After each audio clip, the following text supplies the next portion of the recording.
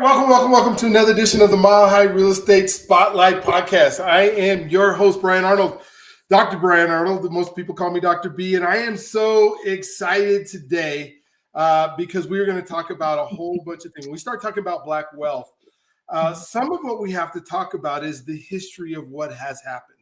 You know, I don't want to linger and stay in the past because I know we want to move into the future. You know, the present is only here.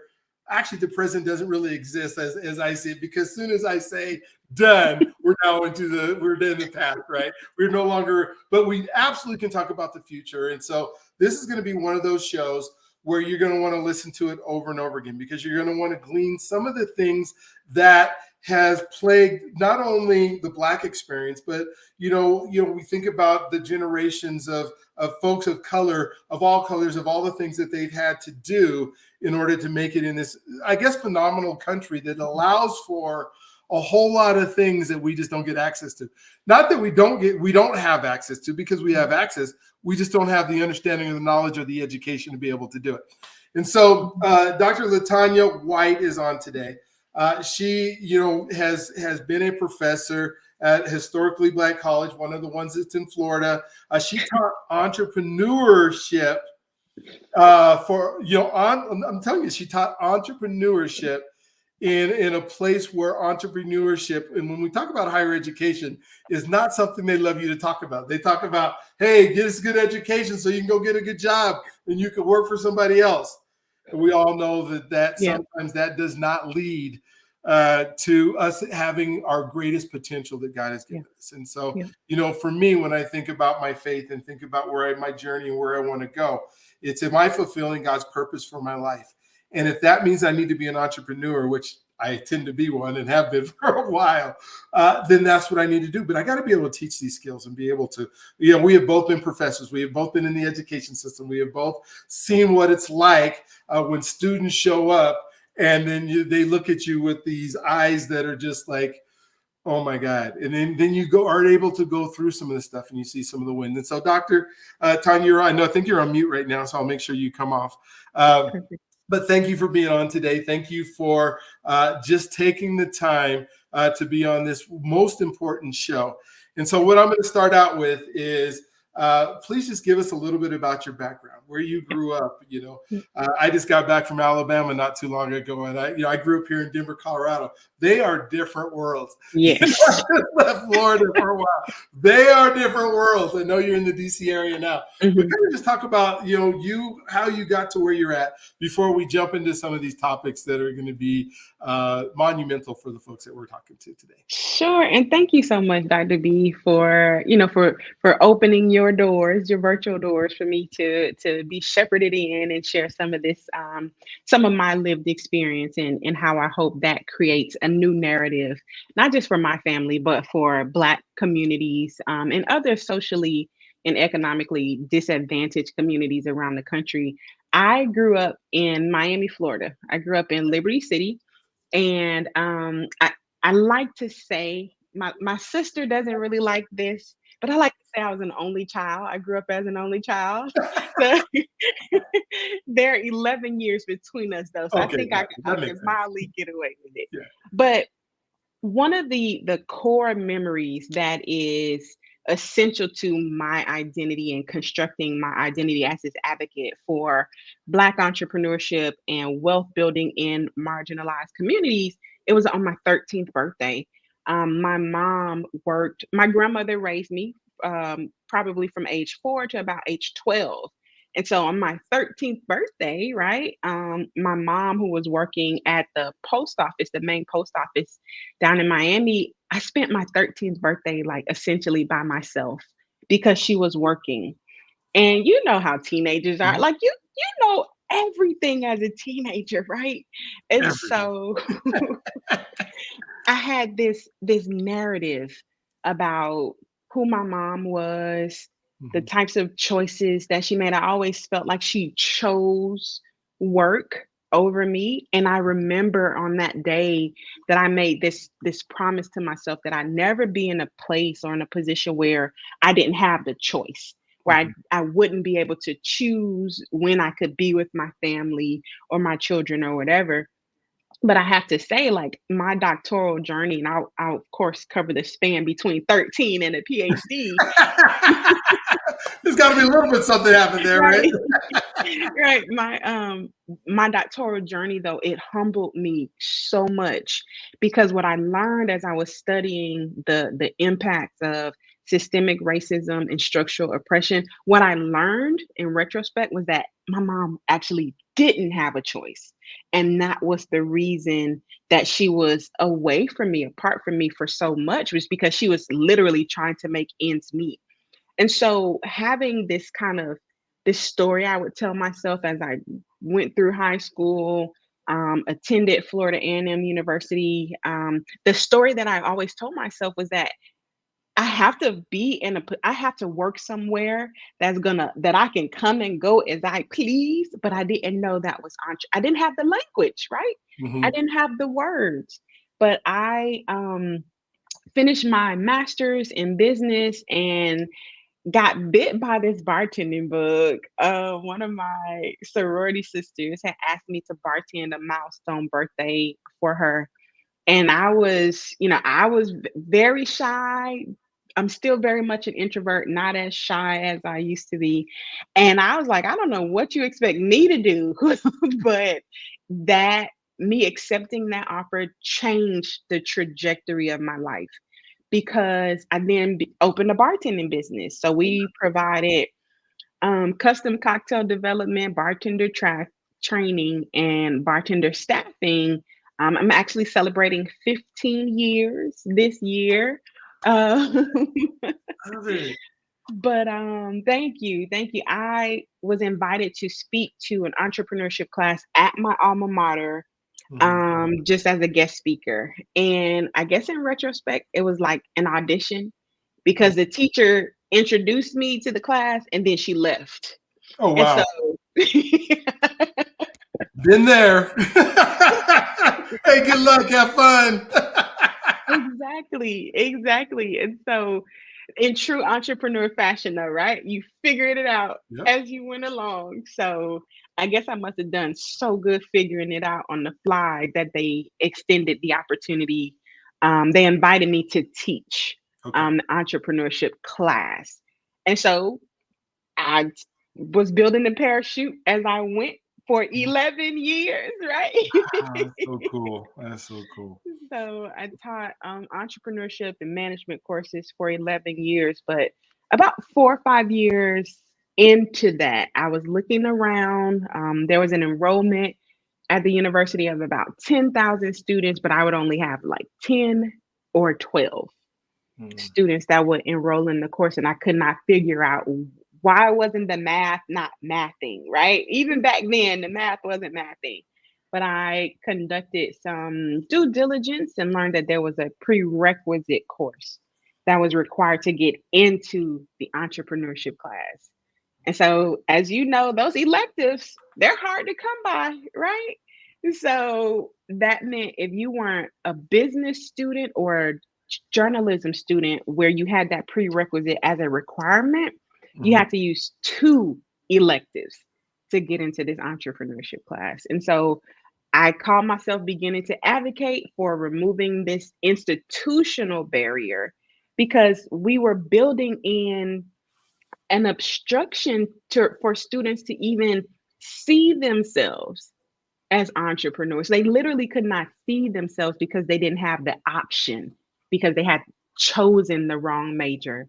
So that's what got me on the pathway to grad school. I needed to prove the point about why access to structured entrepreneurship education needed to be easier, especially on the campus of a historically Black college. And so that's kind of the span between 13 and the PhD.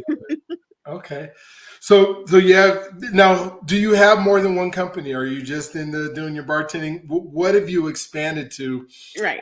Because it's hard when you start talking to entrepreneurs, right? You start going, what is your, people say, well, what do you do? And then Right. they're like, well, what do I not do? Like, Right. what am I not into?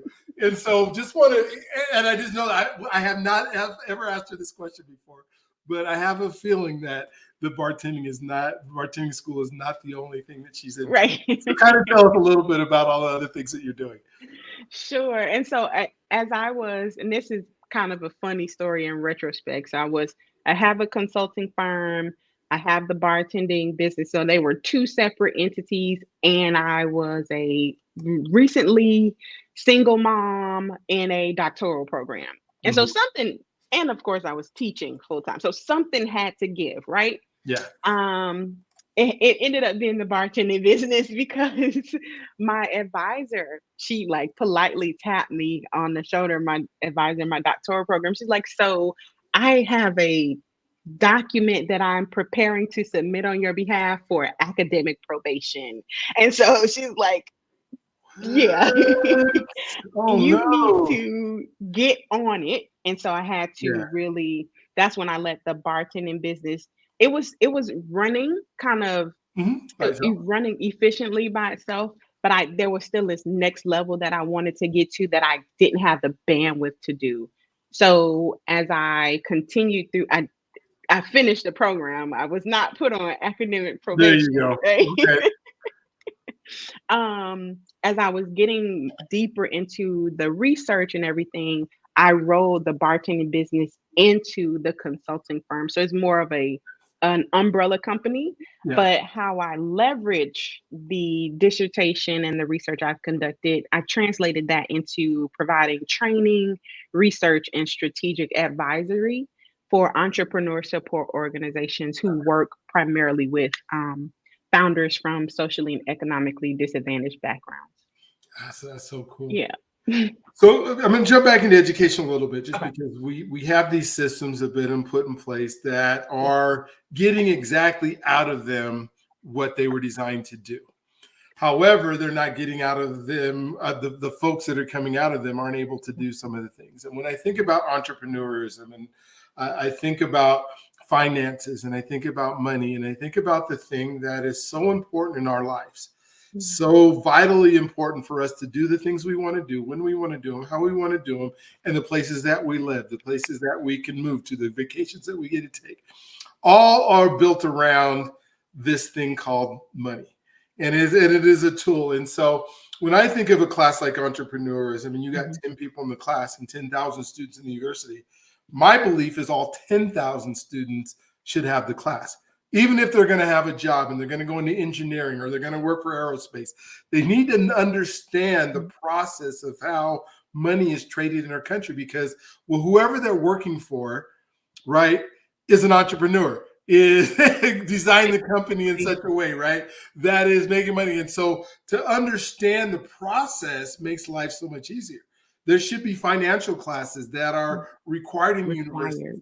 What are your thoughts about that, about how important the class that you were teaching is, and how do we get other people, even if it's not, hey, I don't have to go to the university to take it, but how can we make sure that they're getting this information that is so vitally important for their success?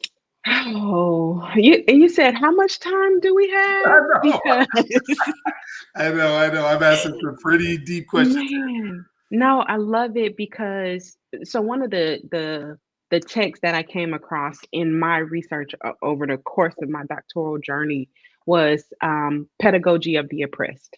Mhm. And this book really looks, and it's celebrating like 40 years in print, right? And to think that an argument about how the educational system is not designed to produce innovators that was published 40 years ago is still relevant today is scary. It is. It's scary. And Mhm. so the major premise of the book Pedagogy of the Oppressed is that the typical traditional educational system uses what's called a banking approach, where the teacher, the educator, professor is just making deposits into the student. So the student is a very passive participant, right? Just like the bank is, where the Mhm. consumer is making these deposits. In this particular analogy, the student is not required to like activate until it's time to take an exam or write an essay. That's when they need to produce. But by and large, they're very, very passive participants. Now, as we move from the industrial era, where that made sense, especially at historically Black colleges, land grant universities, where the model was to prepare this group of people for industry to work for someone whose whose wealth is going to accumulate because of that work, right? We're moving into a knowledge-based era. We're in the fourth industrial revolution, Web3, artificial intelligence, machine learning, but you have to be prepared to be an active participant in those Mm, industries. And yes. so we have an educational model that is completely outdated, that is really perpetuating the gap between the haves and the have nots, for lack of a better term. Wow, I mean, you're so right into this educational process, and I think of like I have 8 children and now 13 grandkids, and my son's getting ready to get married to a lady who already has 3 kids, so soon to be 16 grandkids.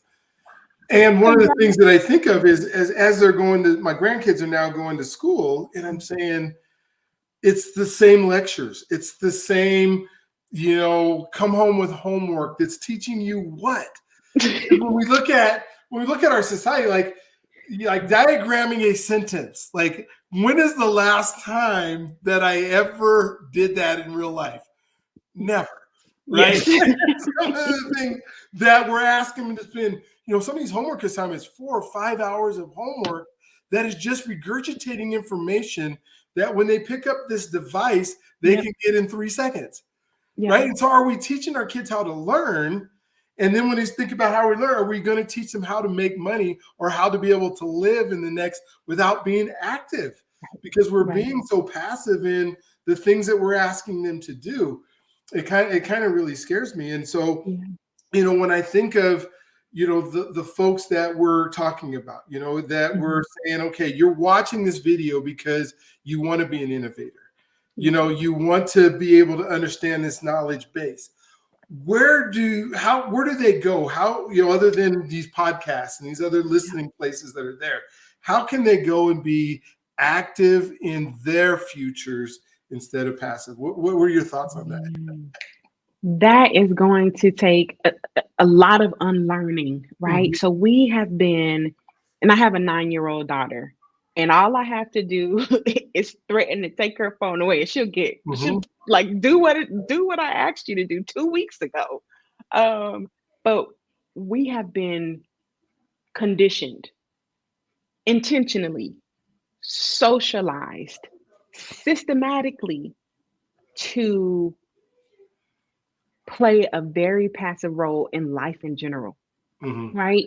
So we want things to come to us. Um, and I have this very interesting, so the intersectionality of my life, I've taught in higher ed. I was in a doctoral program at the same time that my daughter was in kindergarten during the pandemic.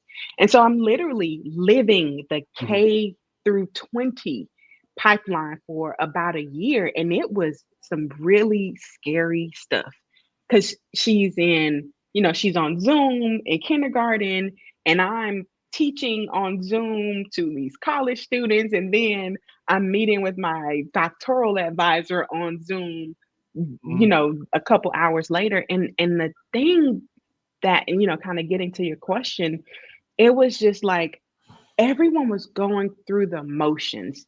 Even when I pushed the envelope with my students, like as you were saying, right? I get deer in headlights. That's what I get back. Yeah. And because students have been socialized for 13 years to just receive the deposits. So going back to that banking model of education and not being that active participant, then we get, folks that are behind the multimedia engines that are exacerbating the problem. All you have to do is just stay on this app. You'll get everything you need if you just stay on the app. You don't even have to like really think about what's going on. Just scroll and scroll endlessly. And so it's this machine that is developing people and future citizens, right? Citizens who may not be active participants in the economy. And what will that mean for those of us who are first generation business owners who will need to hire like millennial and I'm sorry, not millennial, but Generation Z employees who have not been in the habit of being active participants in critical thinking and analytical thinking. And then you start thinking of like how much the phone is taking over Yeah. relationships, taking over the ability to move forward. Like what like the groups, when I think of Black wealth and I think of us being able to come together and show folks these are some ways or some businesses, or I get scared because I say, how are you going to sit down and learn and listen? Or how are you going to create these groups when the groups that you are now indoctrinated in are groups that are not real? They're not, I mean, Yes. they're just, you're seeing the best of the worlds of people. You know, when you go into a Facebook or you go into an Instagram or you go into a Snapchat or a Twitter, and you're comparing yourself, because we are creatures that compare ourselves, right? And you're comparing yourself with the best of what happened to them, to all the Mhm, ups and downs in your life. And mhm. you're creating this false narrative of what's possible. And I know as you've been teaching your classes and you've been talking, and then you're in the, the social side of things now, how are you advising people to put down some of the stuff that they're getting on their phones, or being indoctrinated Yeah, to now being able to see the future and move forward and yeah. have dreams and have goals and have things that they would really love to happen? How are you doing that? Yeah, and so what I try to do is really center the potential. So instead of coming at it from this deficit-based trauma, right, reliving the trauma, I'll ask people, and this is it's almost heartbreaking when I ask people, what is your vision for your life? Mhm. And people who they've never thought about life beyond today, right? And so a deep part of my identity is just based in my family's identity as being Christian led. And there's a scripture that says, where there is no vision, the people perish. And so when we think about the relationship between the survival mode, right, and taking nothing away from what has happened in a person's life or what they've experienced that makes them operate from a survival mode, but you also don't have the capacity to have foresight, to have vision. And so then it becomes a self-fulfilling prophecy.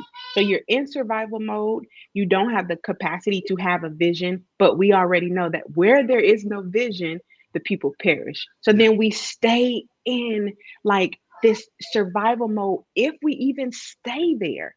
So one of the things that I ask is, and I push, and I have to push, I also have to create and hold space for people who've never been asked a question about what's your vision for the future? What's your vision for wealth? What's the vision for your life? What do you want to, Oh, what do you want? Oh, yeah, yeah, yeah. oh, baby. Oh, How did you get hey. up here? Huh? What are you looking for? I'm not going to change your diaper right now, but I'm going to go tell Nina she needs to take care of that right now. We'll cut this part out. Oh, no, I love it. Real life. Yeah, hold on. Real life takes over, right? You have poop in there? Okay. Okay. You got it in there? Okay. We're going to go find it in, okay? And you're going to go back downstairs, okay? Oh my gosh. Yes. You got out? Okay.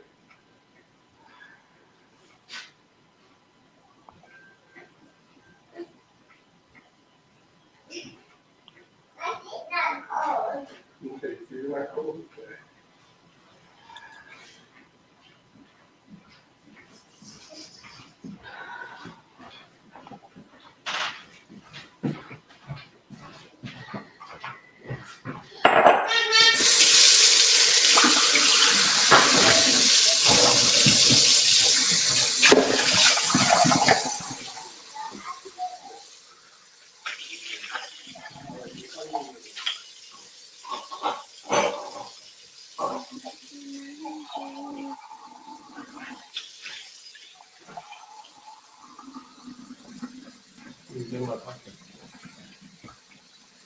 All right, sorry about that. I Oh love my gosh, it. there's a reason that we record this, right? So that I can take it. Oh my gosh. Right. Right. I love it. And now, is that your youngest? No, that is grandchild Okay. 11. So Wow. yeah, so she gets to come over here every day and hang out. And Oh, so that is so cool, though. yeah, it is so worth it. All right, so let's get back into Yeah. where you were at. So I don't remember what was the last thing you were speaking about? Oh, yes. Vision. Okay. That's what it was. Yeah. Yes. Okay. So really being able to ask someone what's the vision that they have for their life, what's Mhm. the vision that they have for their wealth, right? And really being able to push against and at the same time hold space. So if Mhm. someone says, I don't know, especially a college student, "Oh, I don't know, I'm just trying to get through this semester." One of the things that I ask them is, if your grandparents had access to the resources that you have now, how would your life be different? That's What kind of opportunities might you have experienced? And that kind of holds a person still like, oh, snap. Maybe I do have a greater responsibility yeah. to using the gifts that have been given to me in creating for the future. And so it's usually a question that will situate them in the past and future at the same time. That is an amazing question because it really puts them back if they have any I guess reference to history. They've been Yeah. to some of the museums. They've been to Hmm. whether they've had, especially at the HBCs, right? They've had a Black History class and they've seen what did my grandparents have the ability or even the opportunity to do, and now you have all this opportunity to be able to move forward. And that deer in the headlights that you're talking about that we see with our young kids, I still see with the I just turned 59 back in March here, and when I think about, I think I'm just getting started, right? I've done a whole lot of really cool stuff and had some pretty cool businesses that have done well.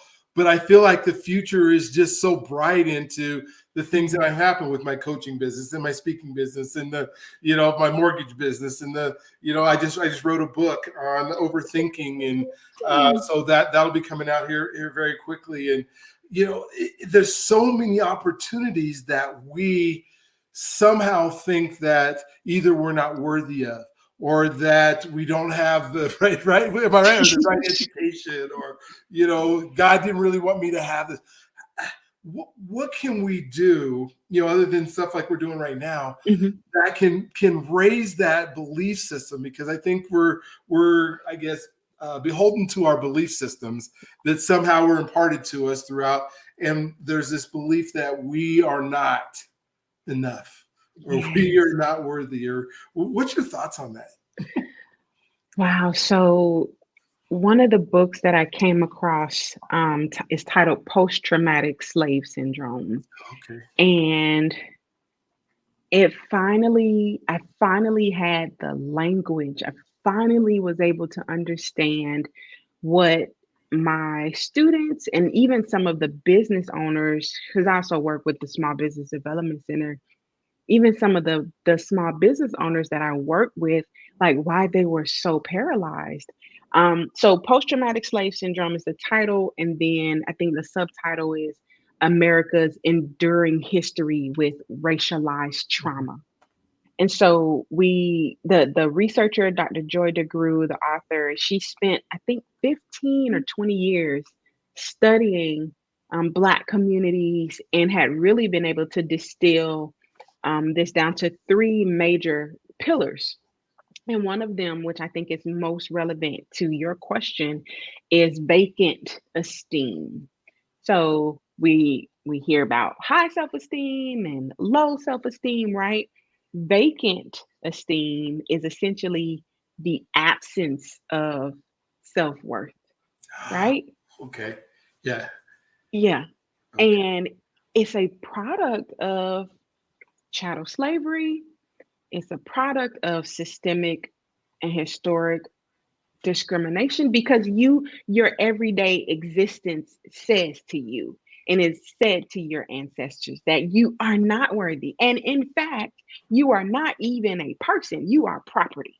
And Mm, so the vestiges of that, the pain of that, what Dr. DeGruy has found is that it still shows up today, just through the day-to-day and lived experience, our own lived experiences, and then what we've heard or some of the stories in the family that if they are shared, you still feel that person's pain a lot and being dehumanized.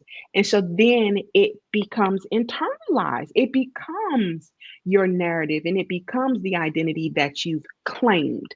So in the work that I do, really kind of starting with mindset and situating the historical context is how do we begin to construct a new identity? How do we take the gifts, the talents, the resources that you have earned or have created, and how do you begin to see your life through that lens, through an appreciative and asset-based lens versus the pain and the trauma that we take nothing away from, but how do we move beyond that to create a new narrative and to establish a new identity? oh, that's good. Yeah, I looked up the book Post Traumatic Slave Syndrome: America's Legacy of Enduring Injury and Healing. Yes. All Oh right, my goodness. Dr. Joy, it's a book you're going to want to get. It's a book you're going to want to read. You might even say to yourself, I am not a reader. I bet you can get this on Audible. You know, Yes. one of the things, And if it's not on Audible, there's an app, right? There's an app that'll read it to you. there's an app that will read it to you. And that's one of the things that I think that we don't talk enough about is how important our associations are, right? The people that we hang around, the people that, and part of who you hang around is what you read, what you put into your mind. And so when you're thinking, I would say read at least one book for every 10 Instagram, things that you're getting for Yeah. inspiration. One of the things that I found is, I walk three miles every morning. And that is my time to listen to books and to read and to get more knowledge and to grow and to think about ways that I can improve my life. Mhm, Instead of mhm. thinking about all the things that have happened, all the things that, have put me in my situation. The reason that you're not, for most people, and you can, talk to this, the reason that Mhm. most people aren't growing isn't because of what happened in their past. I mean, we need to acknowledge what the past, the systems. This has not been a very great country for Black folks. It just hasn't been. But we are in a time now, like when I do loans, I do Mhm. loans for first time home buyers, and we have so many programs now that will allow for down payment assistance, will allow for that first amount of wealth to be able to be created. I just helped a young lady. I just did a podcast with her where we were able to get her $35,000 in down What? payment assistance that she doesn't have to pay back. Not There was one that was a social justice or grant that came from redlining. And so she Mhm. grew up in a redlining where she was in the projects and her mom grew up there. And so the city says, because you grew up there and we didn't treat your mama right, we're Wow. going to make sure that you have $25,000 grant. And then Wow. she's like yourself, she was a single mom. That there was another grant called the ICU grant that gave her another $10,000 just because she was a single mom. And there's so many things out there right now Yeah. that take away the excuses. Yeah. So how do you tell somebody that, or how are you coaching people or teaching Mhm. people or working with people saying, no, there are opportunities now that you can take advantage of that you don't have to live in your past in order, as a reason why Yeah. the things aren't happening in your life. Yeah, and I think you started out with this, right? It's by association. And so that there's that quote, we're the average of the five people we spend the most time with. And then the question then becomes, well, who are you spending your time with? Who are you spending your time? Even, even if you are if we've fallen into the trap like we all do of just doing the infinite scroll, who are you following? Like whose information are you consuming that is shaping the narrative that you use to move throughout life and make your choices, make decisions. And so we get to the place where people really have to take stock of their friendships. Mhm. People really have to take stock of where are they putting their time. Are you listening to a personal development audio book, or are you listening to like romantic comedy, right? So even when we acknowledge that a lot of our lives are lived in these virtual existences or in these digital experiences, that's still the average of the 5 people that you're spending the most time Mhm. with. So now you can start to spend time with a technical assistance provider, your minority business development agency, or small business development center, or a coach, or someone who is producing content or teaching and can get you on the path to where you want to be. It doesn't have to be, well, I don't know anybody in my neighborhood. Well, if you spent 2 hours on Instagram and all 2 hours were consuming, gossip and celebrity news and this, that, and the third, well, there you have it, right? Mhm. We have so much control over what our experiences are going to be when we are intentional about what the vision is for that. Wow. But Dr. White, what if it's my family that is saying all these negative things to me? Listen. That they're part of my association. That's where I spend my time. What's your answer to that? Well, and that's true for a lot of people, and especially for the students, right? That I Mhm. was interacting with. A lot of them were first generation students, and they were working in order to keep themselves in school and send money right back home. So they were in a really tough position, and it's just like creating boundaries with any other thing or any other person. I can love you and I can respect you while still loving me more and Mm. respecting me more. And I Mhm. don't have to compromise my future for who you are to me right now. But don't give any, if I don't give precedent to who I want to be, and I continue to like live where I am, 5 years, 20 years from now, I can't blame anybody but myself Mhm. because I made either the conscious or subconscious decision to say that I'm so beholden to my family that I cannot pour into who I need to be in my future. Yeah, and sometimes the best way to help your family is to, you know, Yeah, cut some of the time with them. I mean, yeah, they're your family. You're still going to yeah. spend holidays with them. You still love them. They're still going to love you. Exactly. But if they're impeding on your ability to create a future that's going to help everybody, then that's some of the times that associations just need to, stop. If every time you walk into your home and somebody's telling you how bad you are, or how you're no good, or you're not going to make it, or this isn't going to work, or Mm, you don't have, because you have to have the ability to fail and fail forward, and you want to be around those associations that will encourage you to move forward. And if those that are not encouraging, those are just some that I'm not saying you divorce your family. I'm mhm, just saying don't spend as much time with them, right, as maybe you have been in the past, because mhm, your future, like you said, we have to really start thinking about me. We bombard ourselves. How do we find, like, I have, different groups. I have a mhm, podcast on that's mhm, dedicated to Black men called Journey to Freedom. And I have, coaching groups that I work with. And I have groups that I myself go to. I have one that's called Issachar it's the Urban Leadership Development Program that mm, I've gone through. I've gone through the Executive Directors of Color here in the Dimmer mm, Foundation. I've gone through the mhm. city leadership things, because I'm always trying to surround myself. How does somebody find groups of people that are helping them? Because I know you're in DC. I'm sure you found some groups, or you found some Mhm, associations. What did you do to seek those out for those who are saying, mhm, I need more, I want more, but I mhm. just don't know how to get there?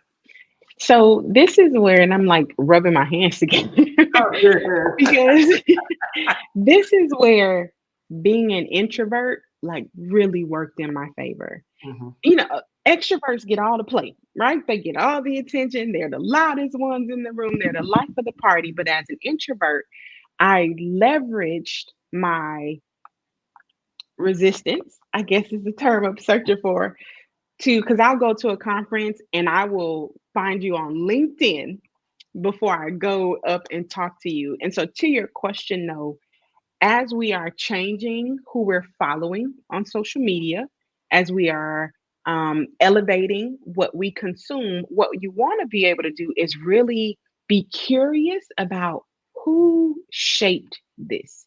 Who was the person or the author or the researcher that published this? And so, just learning as much as you can about them, about that person or those groups of people, finding them on LinkedIn and seeing what else are they doing? What else are they working on that might be of interest to me? And who are they connected to? So it's the same 6 degrees of separation. It just shows up on a digital or virtual platform now. But it begins with being curious enough to know who is shaping this and who is the person or who are the groups of people that are influencing and creating this content or this material. That is good. Thinking about, not just following Yeah. the person, but finding out who they are following as well, Yeah. and why that is such a good place to be.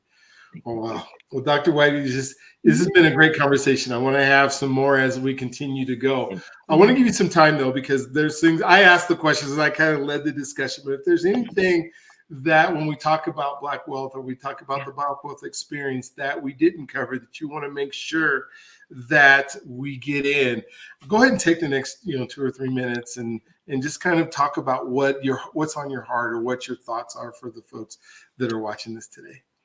Oh, I appreciate that.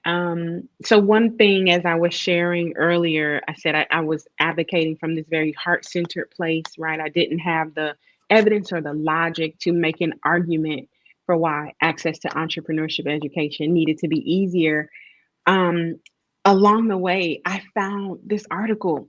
It was published in 1999, and the researcher compared employed households to entrepreneurial households, and they controlled for race. So essentially, they looked at households who were making the same amount of money, either as W-2 income or as entrepreneurial income, and they just took out race as a factor. What they found from that study was that the entrepreneurial households accumulated wealth quicker. They were on an accelerated pathway to wealth. And I came, Dr. V, I came across that article and I was like, this is what I've been trying to say. This is what I've been trying to tell y'all. Yeah. So I used that because it was so empowering to know that there was someone else who had been curious enough to say, well, I wonder, what does entrepreneurship really do when it comes to wealth? And so now that I have the data, right? Extant data, like research that existed before I started doing my research and now my own research.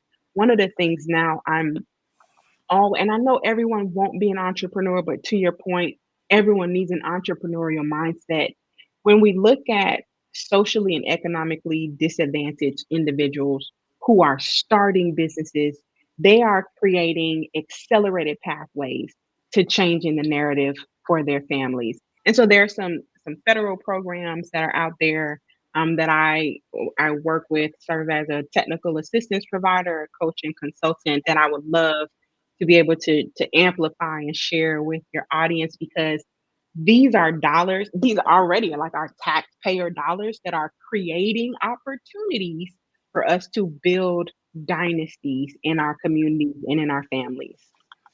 That is so cool. Thank you for sharing. If you can give me that article and whatever resources, I will put them down, in the comment section. Because yes, I should. as I'm thinking of what you're saying, I'm going, I would love to take that article and find the participants and then see 20 years later, 24 years later, what those families are like as far as having that entrepreneurial mindset back then and being on an accelerated track or accelerated journey 24 years later with that mindset of now entrepreneurness, where are those two sit?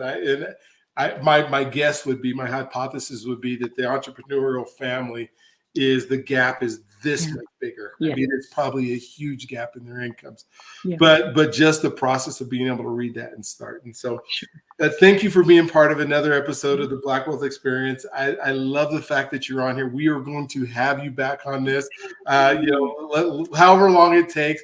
Maybe we bring on some guests or some people that you say would be just amazing to be part of it. But this has been an enjoyable conversation, and I thank you so much. And for those that are there, is there a way for folks to contact you or get in touch with you? Because this would be a great association. Let me say this again for for some folks that feel like they find something, a great association to be one of the folks that you have. So maybe you can just share with us how folks would be able to get a hold of you. Yes, absolutely. So as I was advocating for LinkedIn earlier, that's where I spend most of my time. So I am LaTanya White on LinkedIn, or you can type in Meet Dr. White on all socials. And I look forward to being connected and to helping you all build your dynasties. Oh man, thank you. And so again, thank you for being another part. Can't wait for the next episode. Can't wait to have you back. You guys have an amazing, awesome, just awestruck day today. And we will talk to you on the next one.